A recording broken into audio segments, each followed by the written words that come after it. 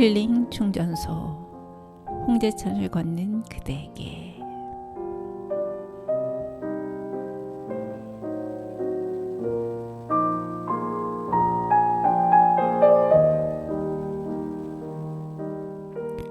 안녕하세요. 홍제천을 걷는 그대에게 류미정입니다. 지금 어디쯤 걷고 계신가요? 오늘은 홍제천 길을 걷다가 이제 요즘 가을 되면 곤충 이제 자꾸 눈에 띄고 더 그렇잖아요. 그래서 곤충의 눈에 관한 이야기를 좀 해볼까 해요. 그 시각장애인에게 막 이 색은 어떻고 저 색은 어떻고 이렇게 설명해 주기가 굉장히 어렵잖아요. 그런데 곤충에게 색이나 시각이 뭔지를 이해시켜 주는 거 더 어렵다고 해요. 곤충은 사람에게는 없는 예민한 감각을 가지고 있는데 멀리 떨어져 있는 곳에서도 나오는 특정한 냄새 이런 거를 맡을 수 있고, 또 사람이 들을 수 없는 소리나 진동을 감지할 수 있는 종도 굉장히 많다고 하죠. 그런데 곤충의 눈으로 보는 세상이 어떻게 보이는지 우리가 알 수가 있나요? 알 수가 없죠. 말뚝에 앉아있는 한 마리의 큰 벌이 수 미터 떨어진 사람을 이렇게 볼 수 있는데, 그러나 그 불이 단순히 움직이는 것만을 보는 건지, 아니면 움직이는 물체가 아니라 사람이라는 것을 확실히 알고 있는지 우리는 알 수가 없죠. 일부 노린재는 자외선과 노란색에 관심을 굉장히 가지고 다가온다고 해요. 그런데 파란색과 빨간색에는 다가오지 않는다고 합니다. 각각 곤충은 나름대로 문제를 해결해 나가는 쪽으로 발달을 해왔는데, 잠자리는 어떨까요? 잠자리는 어두운 밤에 사람에게도 보이지 않는 작은 모기를 잡을 수 있습니다. 어떻게 잡을까요? 모기의 소리나 움직임 때문일까요? 그 곤충의 감각에 대해서는 많은 의문이 있죠.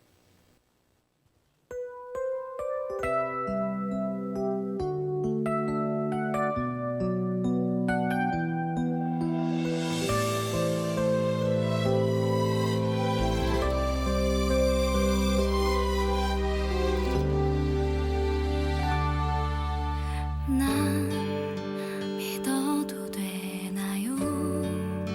그래도 될까요? 맘이 가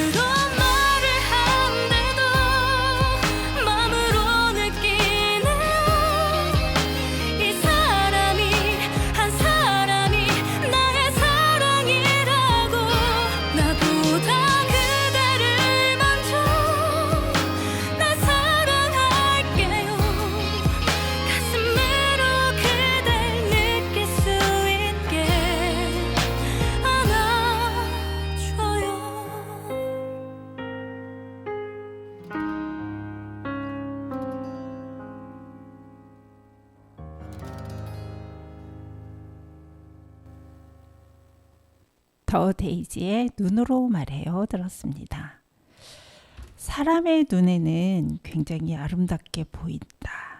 자, 대부분의 곤충은 사람이 볼 수 없는 것을 볼 수 있는 눈이 있다고 합니다.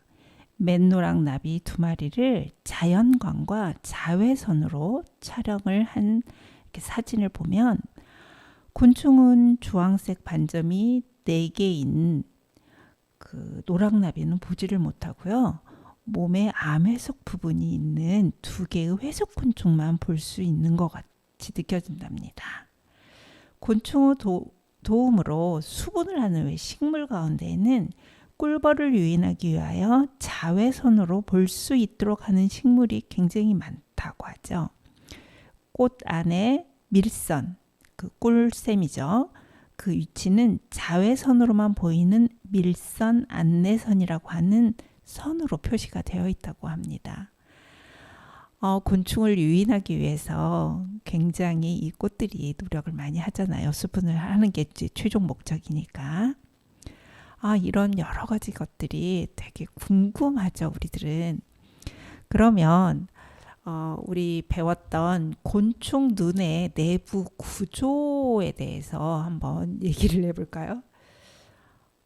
봐도 너무 신기한 그 곤충의 눈이죠. 겹눈이 있고 난눈이 있는데 겹눈은 육각형으로 되어 있어서 수백 개의 난눈이 서로 연결돼서 구성된 거죠. 그래서 난눈이 하나, 둘, 셋, 넷 이렇게 수백 개가 모여가지고 결국은 육각형의 그 곁눈을 만들어 버리는 거죠. 그래서 그 난눈의 표면에는 이렇게 우리 그 렌즈라고 해야 되죠. 렌즈가 있고 그 내부에는 원뿔형의 2차 렌즈인 이제 수정체가 있는 거죠. 그 난눈의 가장 중심 부에는 뭐가 있죠? 망막세포라는 기관이 이제 가장 중요한 어떤 역할을 하나요? 빛을 모으는 역할을 합니다. 이 망막세포는 빛에 딱 반응을 하면 시신경과 뇌에 바로 연결이 된다고 해요. 일반적으로 그 곤충의 난눈은 보통 무슨 모양이라고 하죠? 모자이크 모양이라고 많이 배웠죠. 이 꽃 모양의 모자이크처럼 점들로 이루어진 상을 만들어낸다고 알려졌는데요. 그런데 곤충이 보는 상은 뇌가 신호를 어떻게 해석하느냐에 달려 있을 거라고 하네요. 그럼 사마귀는 어떨까요?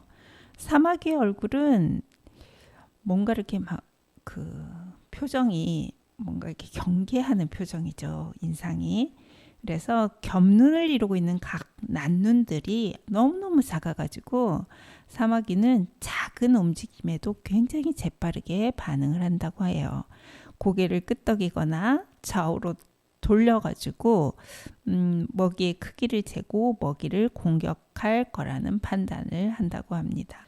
눈 이야기를 계속 하다 보니까 다른 곤충의 눈은 또 어떠한 특징을 가질까 되게 궁금하네요.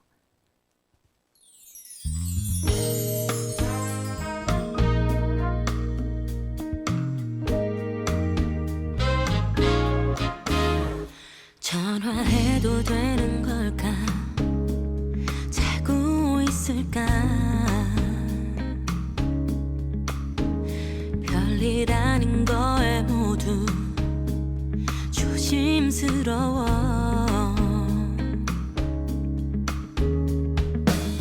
너무 연락이 잦은 내가 귀찮진 않을까 신경 쓰여. 아니라는 너의 대답에 또 난 몇 번이고 다시 되묻고래.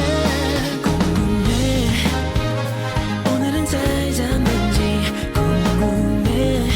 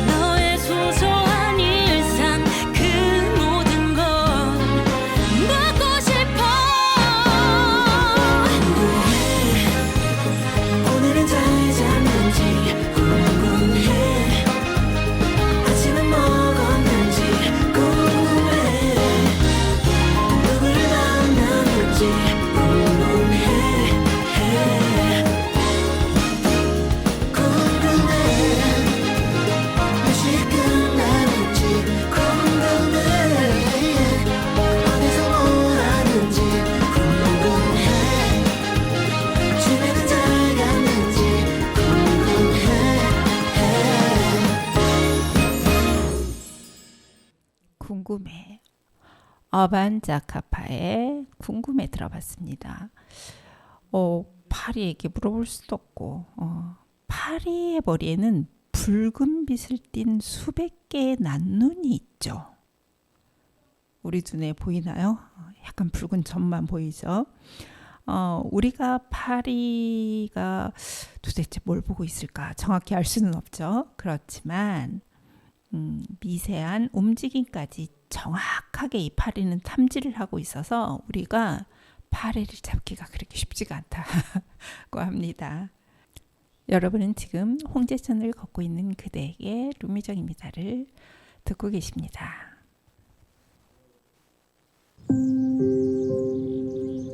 지친 마음에 작은 쉼표 하나, 아름다운 힐링의 정원에서 재충전하세요.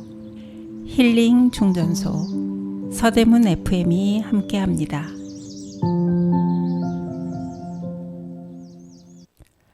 홍제천을 걷다 보면 그 물속에 어떤 생물이 살고 있는지 궁금한 적이 많으실 거예요. 제가 저번에 한번 소개를 해드렸는데 보통 그 물속에 사는 생물들이 일반적으로는 한 30가지 정도 됩니다. 그런데 오늘은 그 중에 여러분이 잘 알고 계시기도 한 플라나리아 무리를 좀 설명을 해드릴까 해요. 플라나리아는 혹시 직접 눈으로 본 적이 있나요?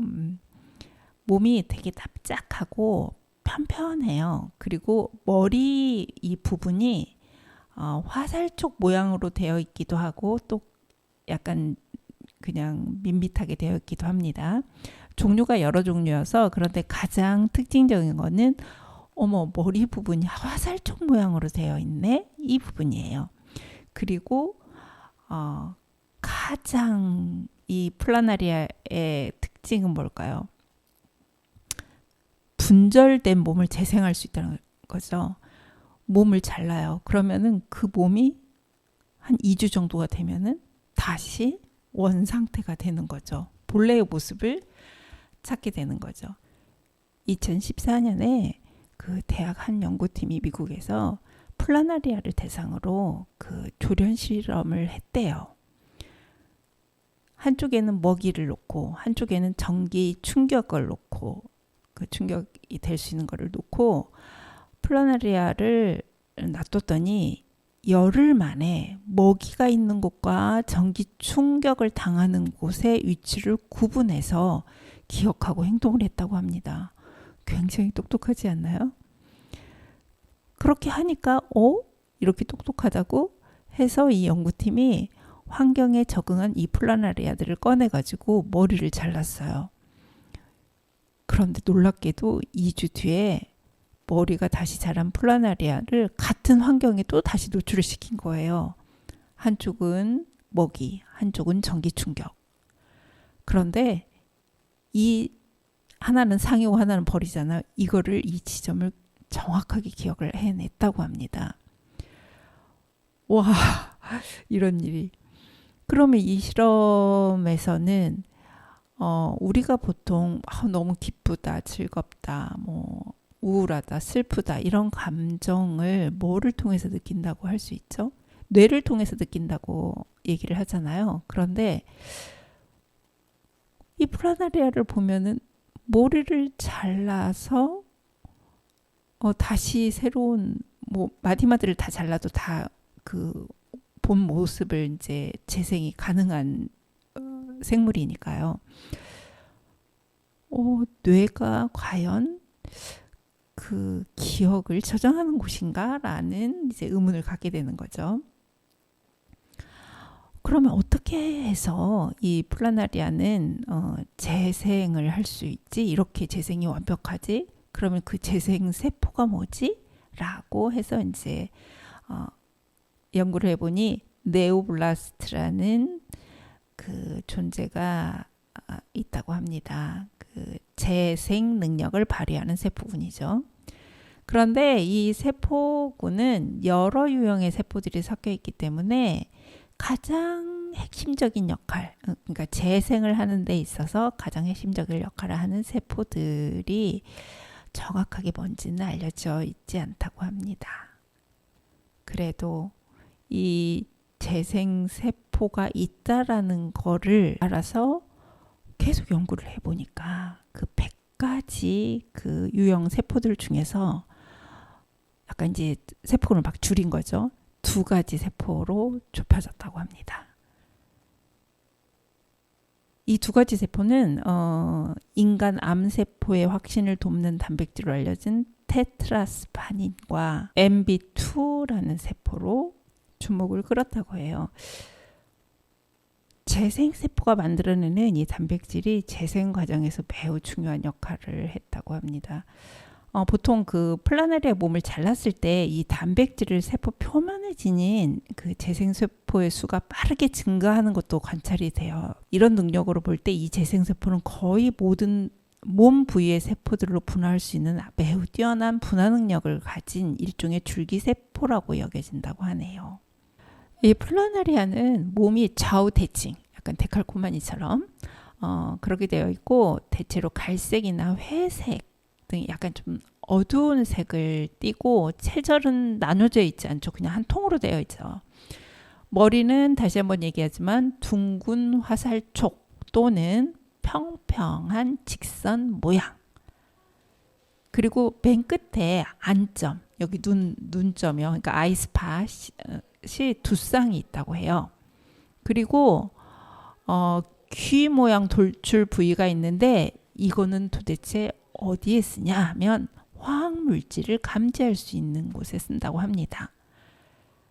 그리고 먹이를 먹는데 이제 그 튀어나온 관 모양의 입이 있는데 이건 입도 되고 항문도 되는 그런 역할을 한답니다. 또 자웅동체죠. 암수가 같은 몸에 있는 거죠. 또 무성생식과 유성생식을 동시에 하기도 한답니다. 생활사는 뭐 얘는 어떻게 사냐? 단순하죠. 그냥 고치 속에 낳은 알이 배 발생을 거쳐서 어린 개체가 된 후에 계속 성장해서 생식기가 이제 발달을 하면 이제 생식 능력을 가지면은 이제 성체가 되는 거죠.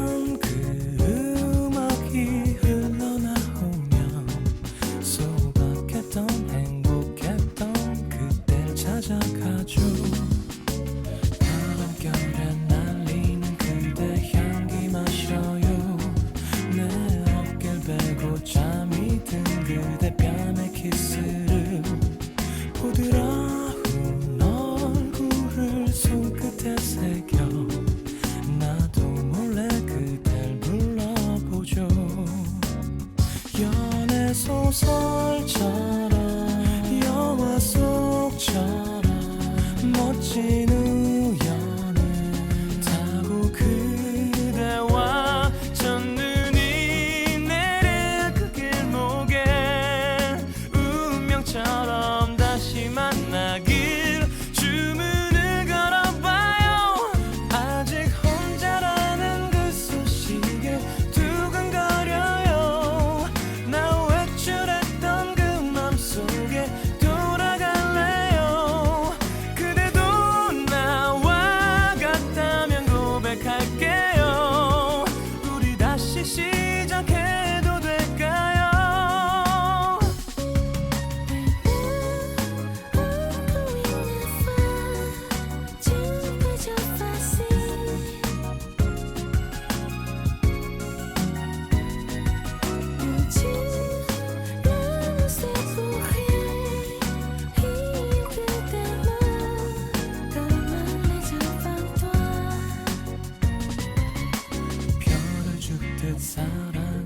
다시 담아줄게요. 내 못된 버릇 말장난까지 고쳐볼게요. 처음 그댈 만났던 설레임으로 시작해요. 그댈 사랑해요. 편지로 전할까 전화를 해볼까 까만 밤 내 맘 하얗게 새죠. 잠이 든 그대 꿈속으로 난 들어가 잘 자네 꿈꿔 주문을 걸어놔요. 벌써 곁에 있는 기분처럼 따뜻한 걸요. 부끄러 말고 그대 내게 말해볼래요. 그대도 나와 같다고 망설였다고 우리 다시 한번 잘해볼래요. 아직 혼자라는 그 소식에 두근거려요. 나 외출했던 그 맘속에 돌아갈래요. 이별도 기다림도 다 연습했으니 이제 다시 시작해도 될까요?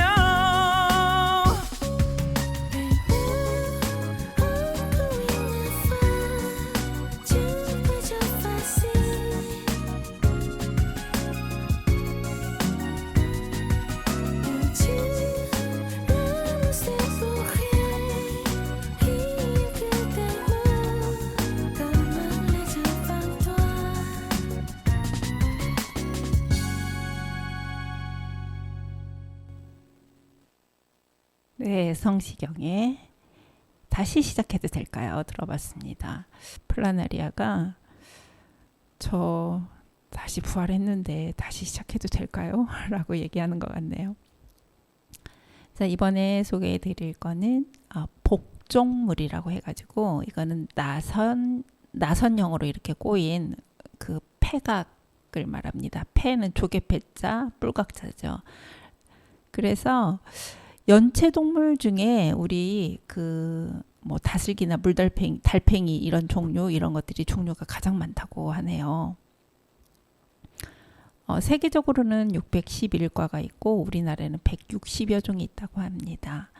담수 환경에서 굉장히 쉽게 관찰을 할 수 있고 뭐 그 쇠우렁이, 논우렁이, 다슬기, 물달팽이, 뭐 또아리 물달팽이 이런 것들이 있는데 뿔이나 또아리 이런 것들의 형태가 다양해서 이제 그거를 구분을 하고요.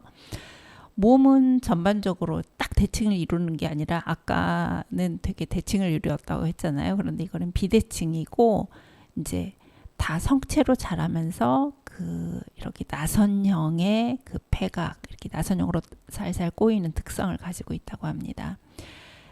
대부분은 오른쪽으로 꼬일까요? 왼쪽으로 꼬일까요? 네, 오른쪽으로 감기는 것이 많다고 합니다. 아가미는 한두 개 정도 있고 또 외투막이 아가미나 허파로 변형되기도 한다고 해요. 자웅동체도 있고 자웅담이체도 있고 그러니까 그 자웅이 한 몸에 있는 것도 있고 따로따로 있는 것도 있고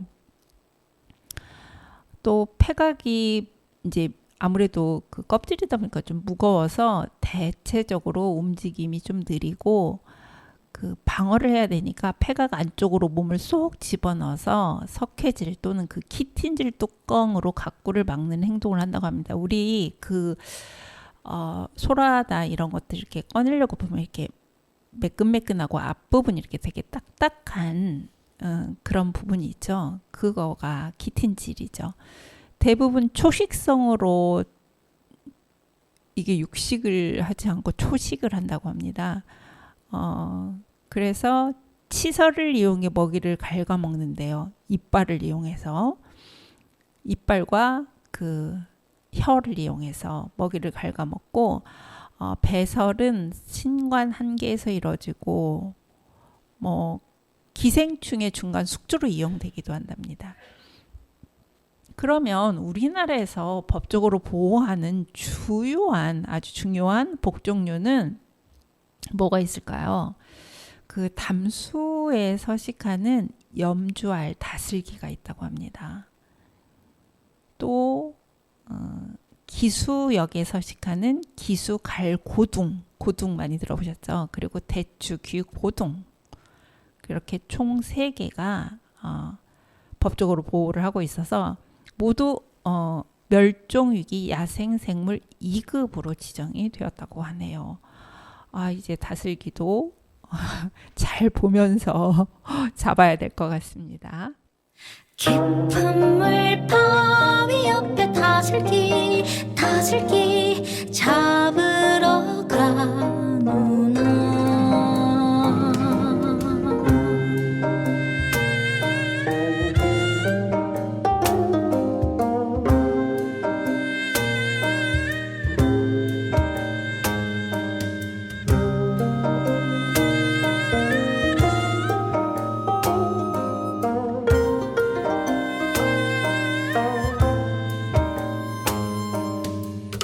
우리 아버지는 다슬기를 좋아해. 어린 내 동생도 다슬기를 좋아하지. 요리조리 먹어도 맛있어.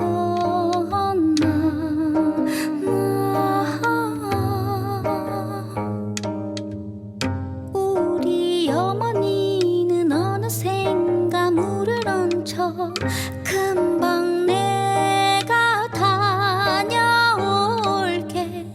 동생 한 손은 양동이 냇가로 나가보자. 가득 가져갈게. 한 상에 마주 앉아 즐겁게 다슬기를 먹네. 다시 만날 날을.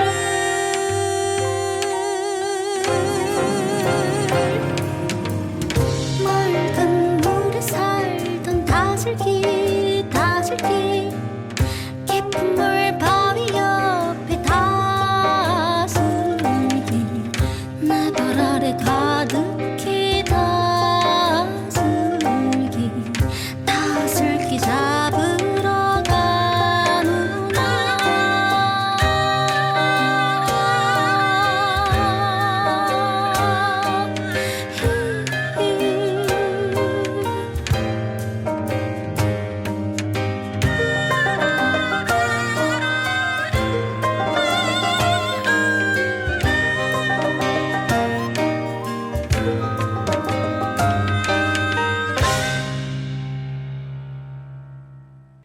이하금의 다슬기였습니다. 깊은 물 바위 옆에 다슬기 잡으러 가느나. 아버지도 좋아하고 내 동생도 좋아하는데 굉장히 노래가 슬프네요.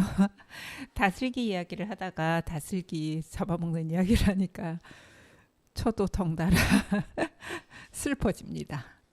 그런데 왜 웃음이 나오는 거죠? 여러분은 지금 홍제천을 걷고 있는 그대에게 류미정입니다를 듣고 계십니다. 지친 마음에 작은 쉼표 하나, 아름다운 힐링의 정원에서 재충전하세요. 힐링 충전소 서대문 FM이 함께합니다. 네, 이번에는 홍제천의 식물을 알아보는 시간이죠. 2주 동안 너무나 기쁜 일과 바쁜 일로 참석을 하지 못하셨지만 오늘 다시 찾아주셨습니다. 김미경 선생님 어서 오세요. 네, 안녕하세요. 네. 김미경입니다. 반갑습니다. 네, 반갑습니다. 오늘은 어떤 식물을 가지고 오셨나요? 홍제천에 한참 이쁘게 지금 보이는 식물인데요.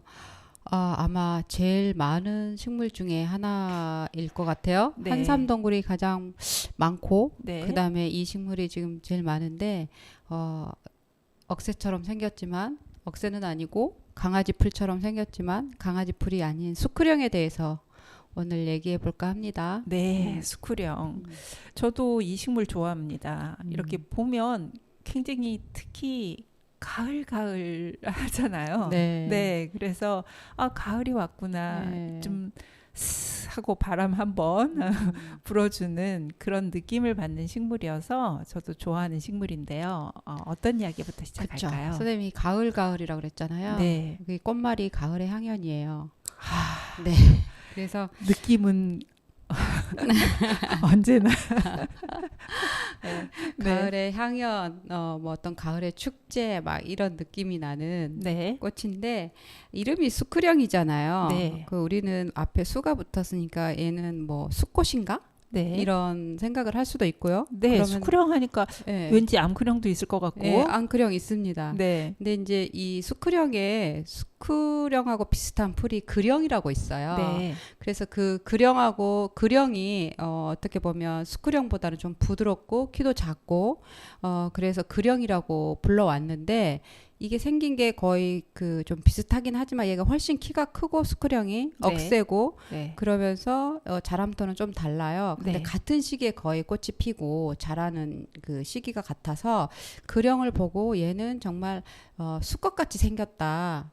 우리가 동물이 힘이 세거나 좀 더 예쁘거나 그러면 막 수꽃 숫자가 붙잖아요. 네. 수컷. 그래서 남자 그령이다. 그런 뜻으로 수크령이라고 했어요. 네, 근데 그러면 그령은 그러면 그 그령이라고도 하기도 하지만 또 거기에 비춰서 암크령이라고도 불렀어요. 네, 그러면 암크령하고 수크령은 어떻게 다른가? 그래서 둘 다 벽가식물이에요. 네. 그래서 우리가 수크령을 보면 그 까끄레기가 그 네, 네. 피어 있고 네. 또 강아지 풀을 비슷하게 생겼어요. 네. 수크령은. 근데 되게 사람들이 수크령을 보다가 이거 강아지 풀이에요라고 묻는 경우가 많아요. 저도 맨 처음에 네, 몰랐을 때는 네, 강아지 풀이 네. 왜 이렇게 크지? 네, 맞아요. 그래서 그 얘는 좀 송이가 훨씬 커서 그령은 그 꽃 모양은 완전 달라요. 네, 그래서 그 수크령의 숫자가 힘이 세다, 억세다, 뭐 이런 뜻으로 해서 숫자가 붙어서 수크령인데 그 벽가식물이라고 했잖아요, 두 네. 개. 근데 속이 달라요. 네, 그래서 벽가식물이면서 수크령 속에 속하 있고 네, 그령은 벽가식물이면서 그 뚝새풀과 뭐 이런 그 참새 그런 과 그러니까 약간 속이 다른데 과는 같은 가족이에요. 벽가식물로. 그러다 보니까 이삭처럼 꽃에 네. 달려요. 네, 근데 이제 그 학명을 좀 보면 수크령은 페니스튬 알레페크로이데스인데 요게 이제 그 뚝새풀 속을 닮았다고 해서 그 종소명이 네, 알로페크로데스이고 그 페니스텀은 이제 꽃 이삭을 모양을 보고서 꽃 이삭 모양을 보고서 네, 꼬리처럼 생긴 네, 그다음에 털이 가시 같은 털이 붙어 있어서라는 네. 뜻으로 붙여진 이름이에요. 네, 그러면 그령은 에라그로티스 페르기네라고 하는데 네, 얘는 그 에라그로티스가 어디에서 나온 말이냐면 그 우리 그리스어 에로스 있잖아요. 네, 사랑의 네. 신. 네, 그 에로스라는 말하고 그다음에 풀이라는 뜻을 갖고 있는 아그로티스의 합성어예요. 그래서 어떻게 보면 사랑의 풀, 꽃, 네, 사랑의 네, 풀인데 그래서 그런지 영어 이름도 네, 러브그레스예요. 와, 예, 예, 그렇구나. 사랑의 풀 말 그대로 네, 네. 어떤 그 풀로 뭐 인연의 끈을 이어주는 네. 그런 뜻을 갖고 있는데 저는 어렸을 때 수크령보다는 그령을 갖고 놀았었어요. 그래서 장난을 좀 치기도 했어요. 네, 왜냐면 이 그령이 있는 곳하고 수크령이 있는 곳은 많이 달라요.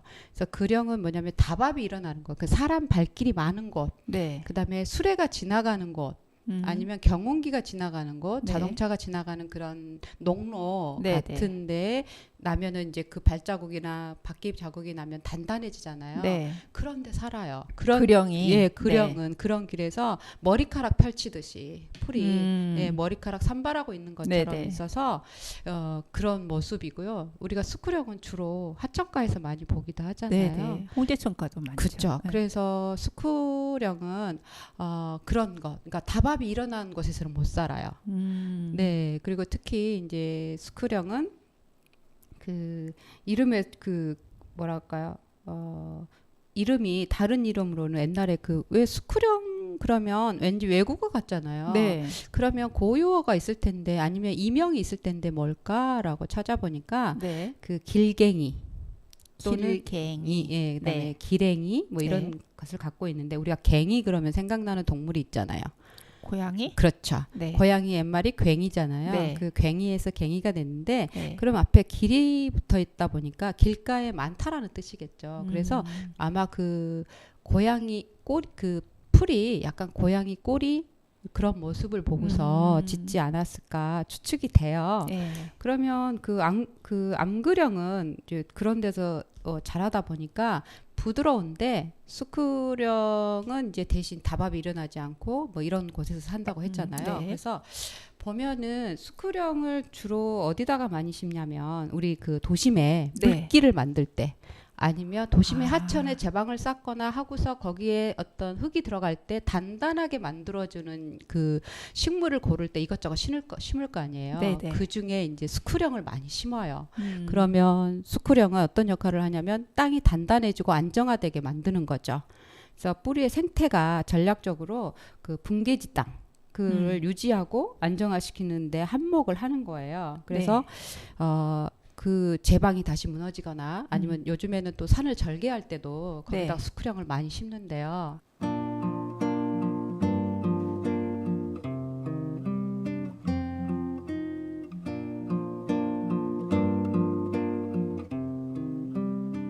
머나먼 별빛 저 별에서도 노래를 부르는 사랑 살겠지. 밤이면 오손도손 그리운 것들 모아서 노래를 지어 부르겠지.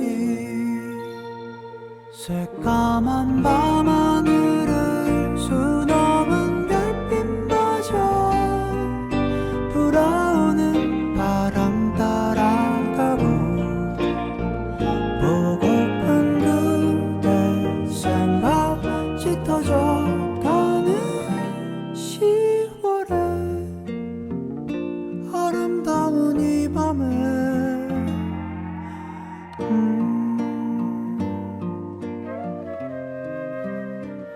부르다 보면 어제가 올까. 그립던 날이 참 많았는데 저 멀리 반짝이다 아련히 멀어져가는 너는 작은 별 같아.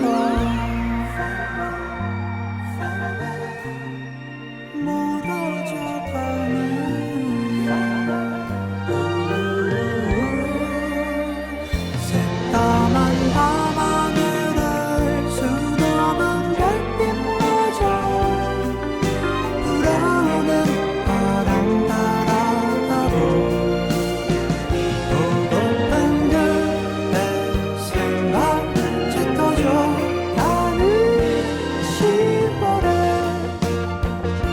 아름다운 이 밤에 수많은 바람 불어온다. 날려보내진 않을래. 잊혀질까 두려워 곁을 맴도는 10월의 아름다운 이 밤을 기억해 주세요.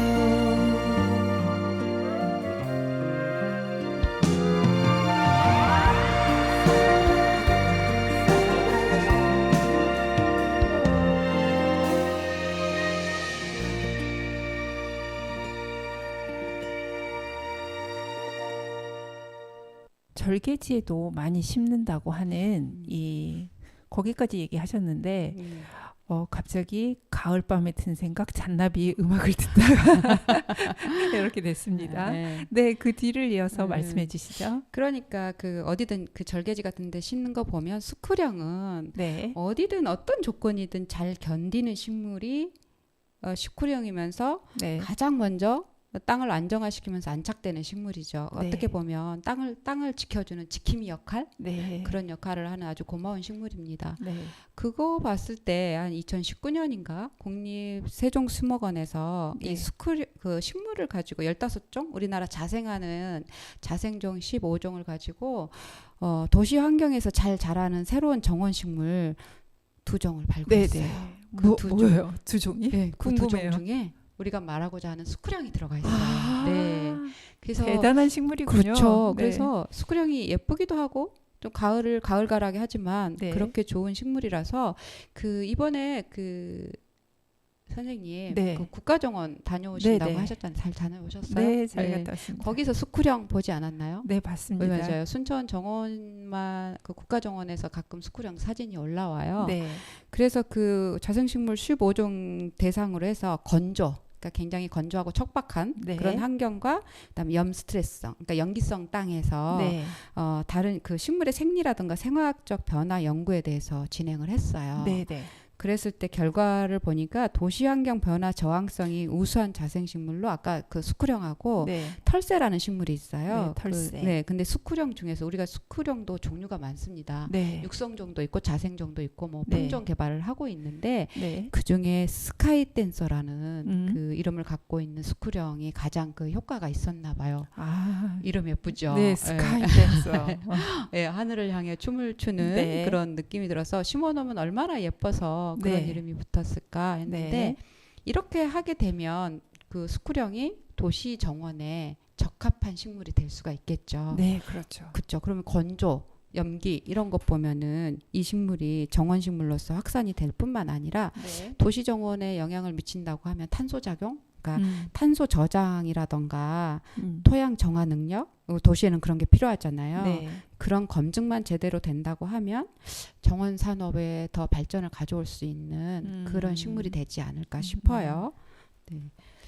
그리고 이제 그 보면은 그 아까 선생님 제가 그령을 얘기했었잖아요. 네, 네. 그 우리가 그 풀을 엮어서 은혜를 갚는다라는 사자성어가 있잖아요. 네. 되게 수크령을 여러분들이 뭐 검색을 하거나 책을 읽어보거나 하면은 이 수크령과 관련 있는 사자성어입니다. 결초본. 결초본. 네, 그렇죠. 네. 결초본. 근데 네. 이제 그 결초본에 우리가 그 뒷 얘기를 보면 다들 아시겠지만 춘추 전국 시대에 오나라의 그 장수 네.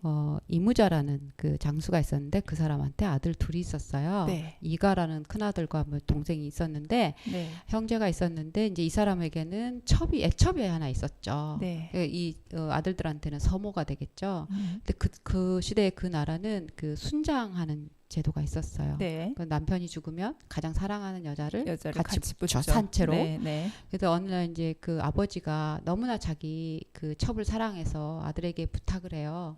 내가 죽거든 어떻게든 이 일을 순장을 시키지 말고 너의 서모를 살려서 네. 살려달라 그 이야기를 한 거예요. 그래서 그랬는데 이제 세월이 흘러서 아버지가 늙었는데 정신이 오락가락했나 봐요. 네. 아들한테 나 죽으면 나 애첩 같이 묻어줘 한 거예요. 네. 근데 어느 날 돌아가신 거예요. 네.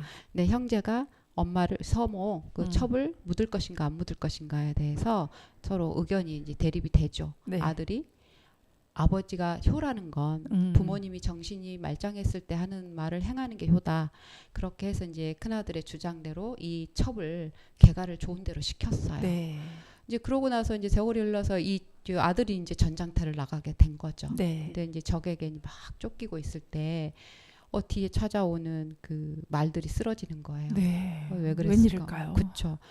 그래서 살아났죠. 성공을 했는데 네. 꿈속에 어떤 노인이 나타나서 네. 당신이 살려준 그 애첩 그 서모는 나의 딸이다. 그래서 내가 홀령인데 그 죽어서도 당신에게 그 은혜를 갖고 싶었다 해서 미리 그 풀을 그 그령을 전부 다 말이 묶어놨던 지나가는 거예요. 자리에 네. 다 묶은 거예요. 네. 그래서 여기서 생각나는 의문점. 네. 아까 제가 그령은 네. 다밥이 일어나는 곳에서 크고 네. 수크령은 다밥이 일어나는 곳에서 자라지 못한다고 했어요. 네. 근데 모든 그 결초본이 다 수크령에 그 연관됐다고들 하더라고요. 근데 제 생각은 말이 지나갔다? 네. 길이 나 있었던 것이잖아요. 네.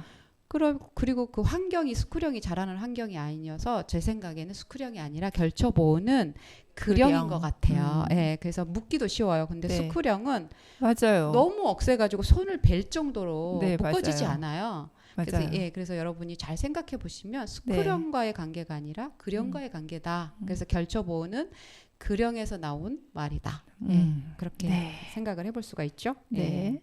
가을 우체국 앞에서 그대를 기다리다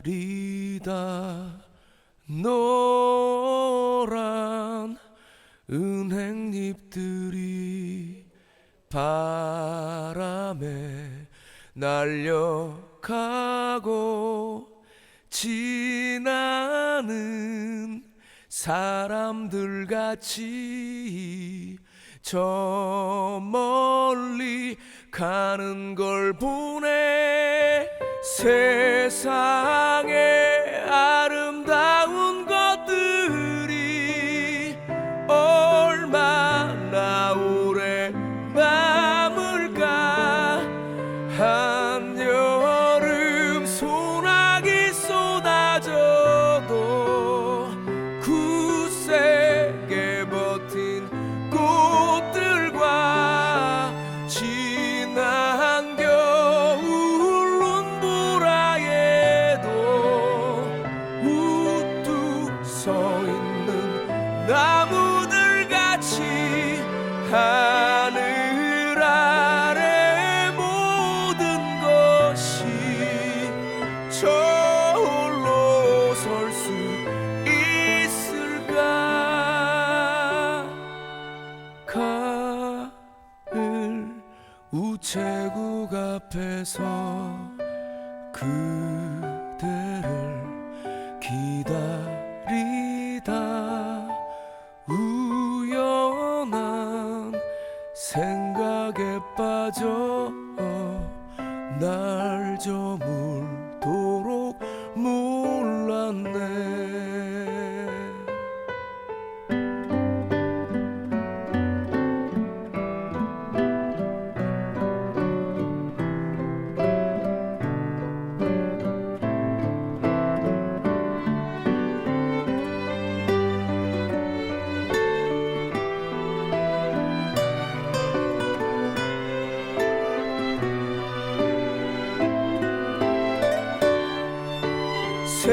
세상에 아름다운 것들이 얼마나 오래 남을까.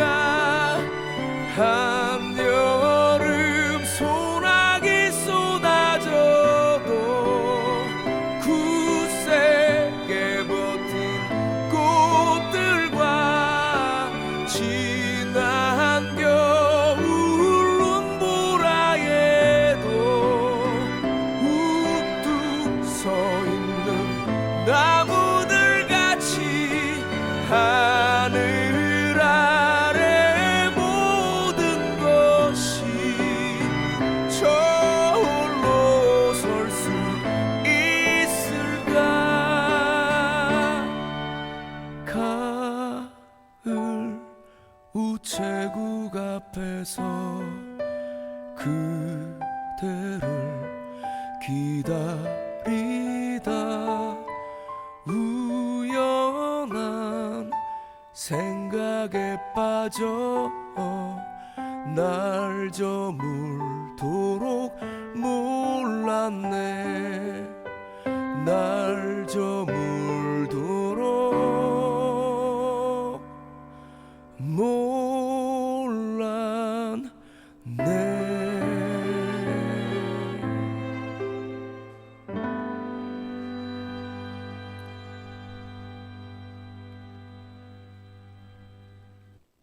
윤도현의 가을 우체국 앞에서 명곡을 들어봤습니다. 자, 그다음에 무슨 이야기가 남아 있을까요? 그 스쿠령은 우리가 보면 포기로 자라요. 네. 근데 꽃이 필 때는 분수처럼 이렇게 퍼지면서 꽃이 열리거든요. 네. 이삭꽃이. 네. 그래서 영어 이름도 그 분수 네. 꽃이에요. 네. 그래서 우리가 파운튼 그라스라고 하는데 분수 잔디라는 영어 이름을 갖고 있는데 네. 가장 이쁠 때가 저는 네. 노을 질 때, 노을 질 황금빛 때. 노을을 보고 우리가 홍제천을 걸을 때 네. 한강을 바라보면서 걸으면 네. 역광으로 황금빛 노을이 이 이삭에 빛을 내서 역광으로 그 반짝일 때 황금색으로 보여요. 그 네. 흰 수쿠령이. 네. 그래서 여러분이 홍제천을 걸을 때는 꼭 한강을 바라보면서 수쿠령에서 비치는 역광을 한번 노을진 역광을 보시면 그렇게 아름다울 수가 없어요. 그리고 이 꽃이 분수를 닮았다고 했잖아요. 네. 또 하나 이른 아침 이슬이 내릴 때 네.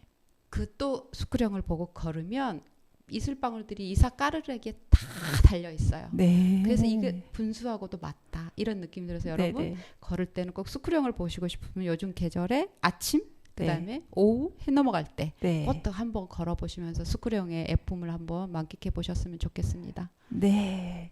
자, 지금까지 김희경 선생님과 함께한 식물 이야기였는데요. 어떠셨나요? 지금 어디쯤 걷고 계시나요? 수쿠령 옆을 혹시 걷고 계시나요? 수쿠령 한번 보시고 오늘 하루 잘 마무리했으면 좋겠습니다.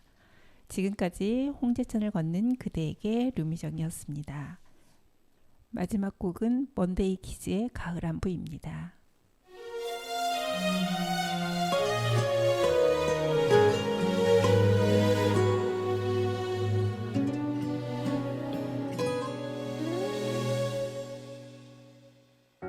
어떠니 잘 지냈니 지난 여름 유난히도 힘에 겹더라 오랜 새벽녘엔 제법 쌀쌀한 바람이 어느덧 네가 좋아하던 그 가을이 와 사랑도 그러게 별 수 없나 봐 언제 그랬냐는 듯 계절처럼